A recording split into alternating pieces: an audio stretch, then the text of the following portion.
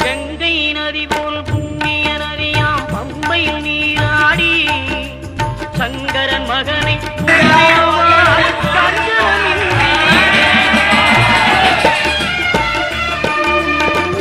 சரணமையப்போ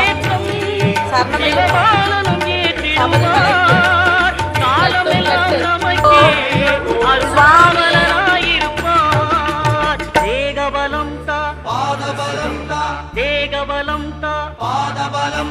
தேகபலம் தா என்றால் அவரும் தேகத்தை